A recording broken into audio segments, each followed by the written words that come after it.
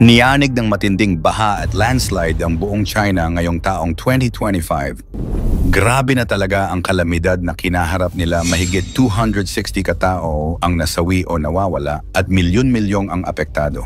Bakit ganito kalakas ang dating ng kalamidad sa China ngayong taon? Ano ang mga lugar na pinaka-naapektuhan? Yan ang ating aalamin.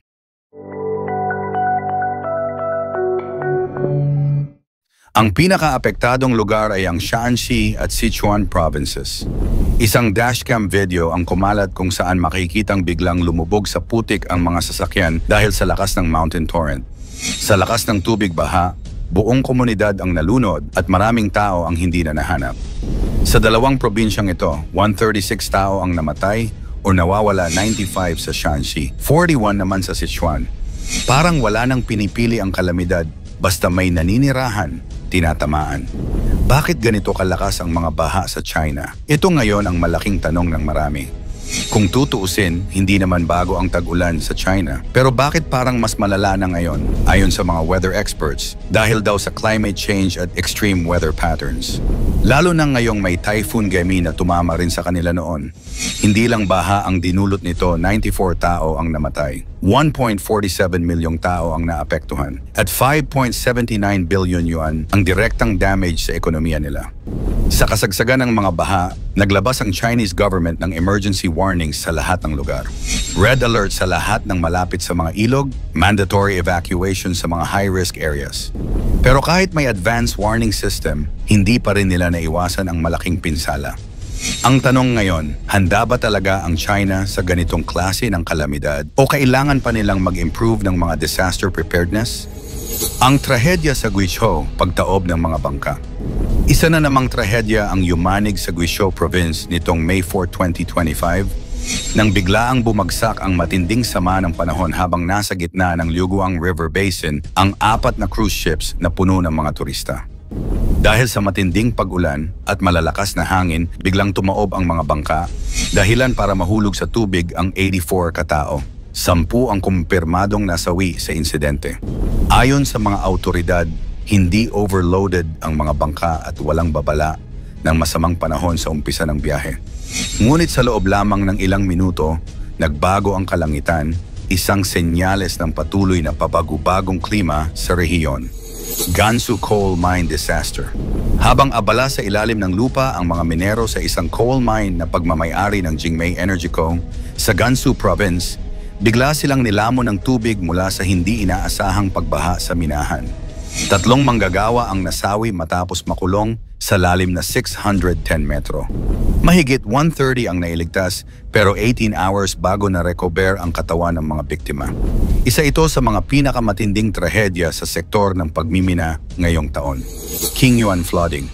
Bago pa man sumapit ang rainy season, sinalanta na ng matinding ulan ang Qingyuan at iba pang bahagi ng Guangdong. Sa loob lamang ng 12 oras, bumuhos ang ulan na nagdulot ng matinding pagbaha, lalo na sa Qingyuan kung saan halos 20,000 katao ang kinailangang i-evacuate.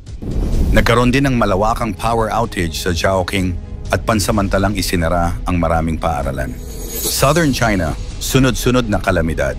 Jiangxi, Fujian, Guangxi, Guangdong at Guizhou, halos lahat ng southern provinces ay naapektuhan ng malalakas na ulan at flash floods. Sa Jiangxi Province, umabot sa 150 mm ang ulan sa loob lang ng isang araw. Ang resulta, 13 katao ang namatay, marami pang nawawala, at libu-libong pamilya ang nawala ng tahanan.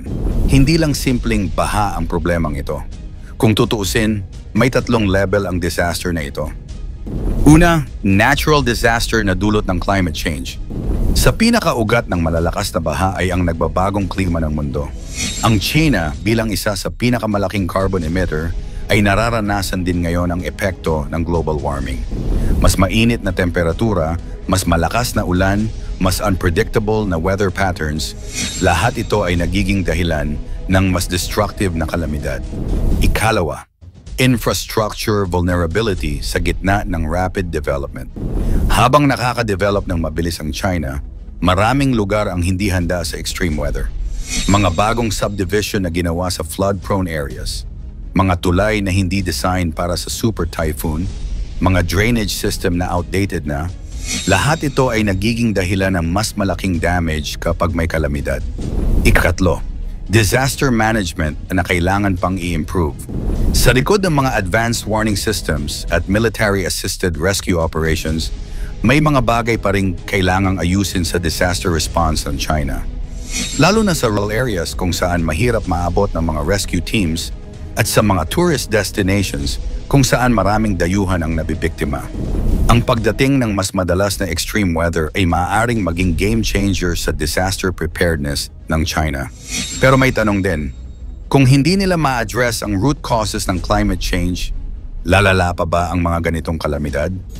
Yunnan Province, mga turista ang nabiktima. Sa gitna ng mga provincial disasters, may isa pang lugar na naging center of attention ang Yunnan Province. Hindi man kasing taas ng death toll dito, pero ang impact sa tourism industry ay malaki. 4,800 residents ang naapektuhan, 1,600 ang urgent na na-evacuate, at mahigit 600 tourists ang na-trap sa mga mountainous areas. May 500 na tourists ang na-rescue, pero 300 pa rin ang kailangan pang i-evacuate. Ang pinakamalaking damage, isang 4-story building ang bumagsak sa tabi ng Dulong River at 27 houses at 16 bridges ang nasira o nawasak. Sa ganitong sitwasyon, kailangang bantayan ng tourism industry ng China ang safety measures nila, lalo na sa mga adventure tourism destinations na madalas na maging delikado kapag may extreme weather.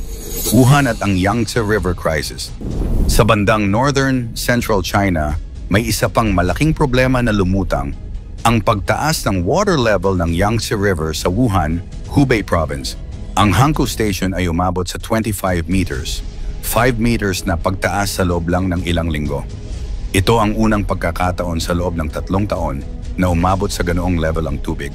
Ang resulta, urban flooding sa Wuhan, high alert sa lahat ng downstream regions, at panic sa mga nakatira sa malapit sa ilog.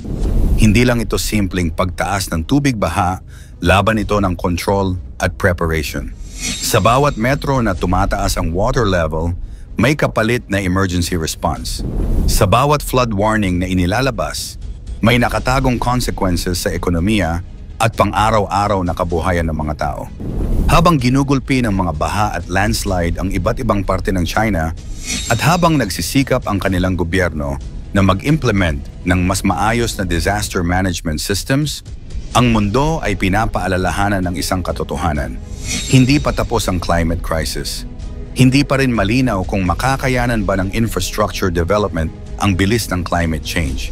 Sa ganitong sitwasyon, kailangang bantayan ng buong mundo ang mga innovations sa disaster preparedness, lalo na kung paano makaka-adapt ang mga highly populated countries tulad ng China.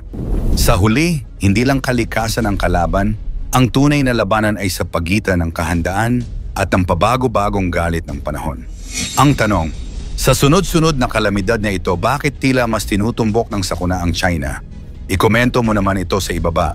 Huwag kalimutang i-like at i-share. Maraming salamat at God bless.